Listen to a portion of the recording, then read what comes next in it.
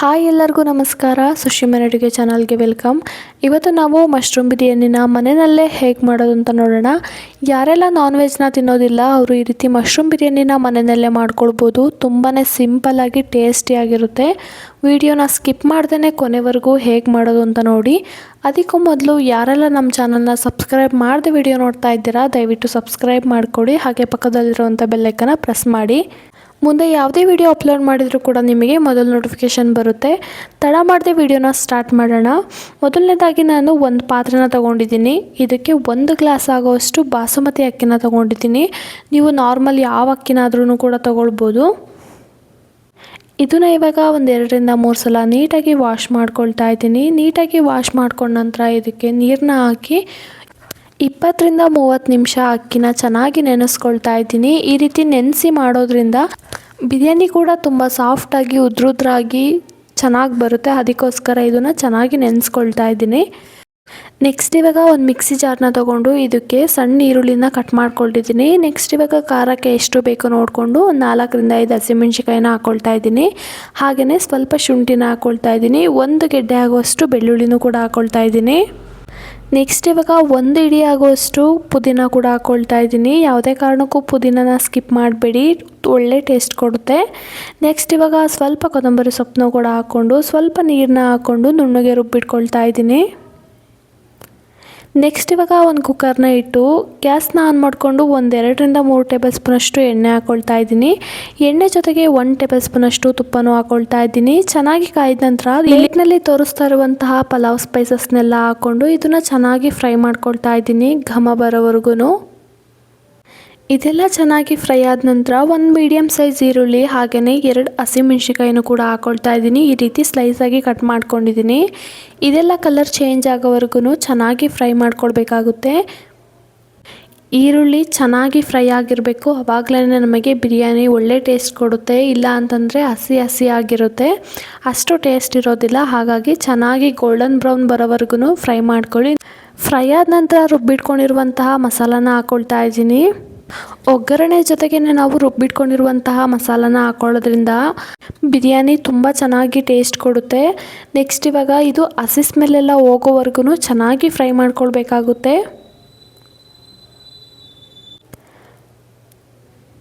ಮಸಾಲಾನ ನೀವು ಎಷ್ಟು ಚೆನ್ನಾಗಿ ಫ್ರೈ ಮಾಡ್ಕೊಳ್ತೀರಾ ಅಷ್ಟು ಚೆನ್ನಾಗಿ ಬಿರಿಯಾನಿ ಟೇಸ್ಟ್ ಕೊಡುತ್ತೆ.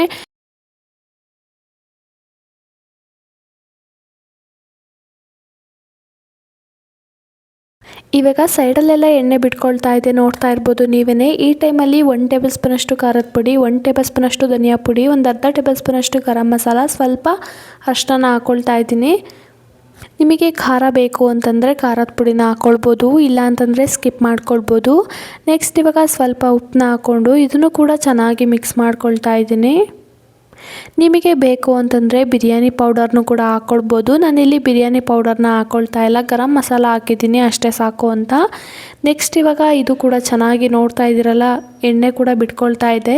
ಈ ಟೈಮಲ್ಲಿ ನಾನು ಕಟ್ ಮಾಡಿಟ್ಕೊಂಡಿರುವಂತಹ 1 ಟೊಮೆಟೊನ ಹಾಕ್ಕೊಂಡು ಇದನ್ನು ಕೂಡ ಸಾಫ್ಟ್ ಆಗೋವರೆಗೂ ಫ್ರೈ ಮಾಡ್ಕೊಳ್ತಾ ಇದ್ದೀನಿ. ನಂತರ ಟೊಮೊಟೊ ಎಲ್ಲ ಸಾಫ್ಟ್ ಆದಮೇಲೆ 1 ಟೇಬಲ್ ಸ್ಪೂನಷ್ಟು ಮೊಸರನ್ನ ಹಾಕ್ಕೊಳ್ತಾ ಇದ್ದೀನಿ. ಇದನ್ನು ಕೂಡ ಚೆನ್ನಾಗಿ ಮಿಕ್ಸ್ ಮಾಡ್ಕೊಳ್ಳೋಣ. ಇವಾಗ ನಾನು ತಗೊಂಡಿರುವಂತಹ ಮಶ್ರೂಮ್ನ ನೀಟಾಗಿ ವಾಶ್ ಮಾಡಿಕೊಂಡು ಈ ರೀತಿ ಕಟ್ ಮಾಡ್ಕೊಂಡಿದ್ದೀನಿ. ನಿಮಗೆ ಬೇಡ ಈ ರೀತಿ ಕಟ್ ಮಾಡ್ಕೊಳ್ಳೋದು ಅಂತಂದರೆ ಹಾಗೆ ಕೂಡ ಹಾಕ್ಕೊಳ್ಬೋದು. ಇವಾಗ ಮಶ್ರೂಮ್ನ ಹಾಕ್ಕೊಂಡು ನೀಟಾಗಿ ಒಂದು 5 ನಿಮಿಷ ಹಾಗೇ ಮಿಕ್ಸ್ ಮಾಡ್ಕೊಳ್ತಾ ಇರಬೇಕಾಗುತ್ತೆ. ನೋಡಿ ಇವಾಗ ಒಂದು 5 ನಿಮಿಷ ಆದಮೇಲೆ ಸ್ವಲ್ಪ ಸಾಫ್ಟ್ ಆಗಿದೆ. ಇವಾಗ ಮತ್ತೆ ಇದನ್ನು ನೀಟಾಗಿ ಮಿಕ್ಸ್ ಮಾಡ್ಕೊಳ್ತಾ ಇದ್ದೀನಿ. 1 ಗ್ಲಾಸ್ ಅಕ್ಕಿಗೆ ನಾನು 1.5 ಗ್ಲಾಸ್ ಆಗೋಷ್ಟು ಬಿಸಿ ನೀರನ್ನು ಹಾಕ್ಕೊಳ್ತಾ ಇದ್ದೀನಿ. ಯಾಕಂದರೆ ನಾನು ಅಕ್ಕಿನೂ ಕೂಡ ನೆನೆಸಿಟ್ಕೊಂಡಿರೋದ್ರಿಂದ ಮತ್ತು ಬಿಸಿ ನೀರು ಹಾಕ್ಕೊಂಡಿರೋದ್ರಿಂದ ನೀರು ಜಾಸ್ತಿ ಹಾಕೊಳ್ಳೋ ಅವಶ್ಯಕತೆ ಇರೋದಿಲ್ಲ. ಹಾಗಾಗಿ 1 ಗ್ಲಾಸಿಗೆ 1.5 ಗ್ಲಾಸ್ನ ಹಾಕ್ಕೊಳ್ತಾ ಇದ್ದೀನಿ. ನೀವೇನಾದರೂ ಅಕ್ಕಿನ ನೆನೆಸಿಟ್ಕೊಂಡಿಲ್ಲ ಅಂತಂದರೆ 1 ಗ್ಲಾಸಿಗೆ 2 ಗ್ಲಾಸ್ ಅಕ್ಕಿನ ಹಾಕ್ಕೊಳ್ಳಿ. ಈ ಟೈಮಲ್ಲಿ ನೀವು ಉಪ್ಪು ಖಾರ ಎಲ್ಲ ಸರಿ ಇದೆಯಾ ಅಂತ ನೋಡ್ಕೊಳ್ಬೇಕಾಗುತ್ತೆ. ನೆಕ್ಸ್ಟ್ ಇವಾಗ ಚೆನ್ನಾಗಿ ಕುದೀತಾ ಇರಬೇಕಾದ್ರೆ ನೆನೆಸಿಟ್ಕೊಂಡಿರುವಂತಹ ಬಾಸುಮತಿ ಅಕ್ಕಿನ ಹಾಕ್ಕೊಳ್ತಾ ಇದ್ದೀನಿ. ಇವಾಗ ಚೆನ್ನಾಗಿ ಮಿಕ್ಸ್ ಮಾಡ್ಕೊಳ್ಳೋಣ. ಇದನ್ನು 1-2 ನಿಮಿಷ ಹಾಗೇ ಬೇಯಿಸ್ಕೊಳ್ತಾ ಇದ್ದೀನಿ, ಕುಕ್ಕರ್ ಲಿಡ್ನ ಕ್ಲೋಸ್ ಮಾಡ್ತೇನೆ. ನಂತರ ಇದಕ್ಕೆ ಒಂದು ಅರ್ಧ ನಿಂಬೆ ರಸನೂ ಕೂಡ ಹಾಕ್ಕೊಳ್ತಾ ಇದ್ದೀನಿ. ಮತ್ತು ನೀಟಾಗಿ ಮಿಕ್ಸ್ ಮಾಡ್ಕೊಳ್ಳೋಣ.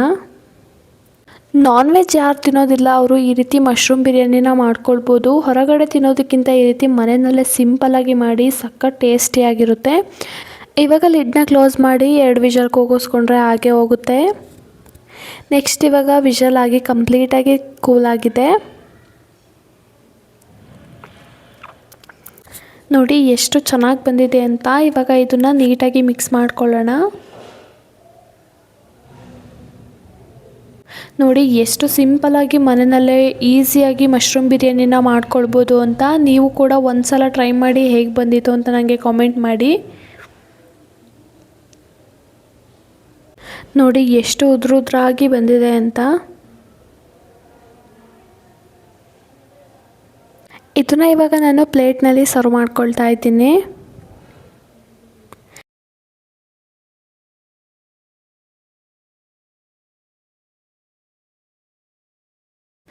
ನೋಡಿದ್ರಲ್ಲ ಎಷ್ಟು ಈಸಿಯಾಗಿ ಮನೆಯಲ್ಲೇ ಮಶ್ರೂಮ್ ಬಿರಿಯಾನಿನ ಮಾಡ್ಕೊಳ್ಬೋದು ಅಂತ.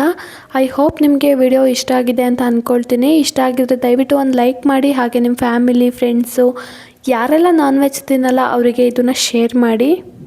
ನೀವು ಕೂಡ ಟ್ರೈ ಮಾಡಿ ಹೇಗೆ ಬಂದಿತ್ತು ಅಂತ ಕಾಮೆಂಟ್ ಮಾಡಿ. ಹಾಗೆಯೇ ಹೆಲ್ತಿ ರೆಸಿಪಿಗಾಗಿ ಸುಶಿಮನೆ ಅಡುಗೆ ಚಾನಲ್ನ ಸಬ್ಸ್ಕ್ರೈಬ್ ಮಾಡ್ಕೊಳ್ಳಿ. ಹೀಗೆ ಸಪೋರ್ಟ್ ಮಾಡ್ತಾಯಿರಿ. Thank you for watching.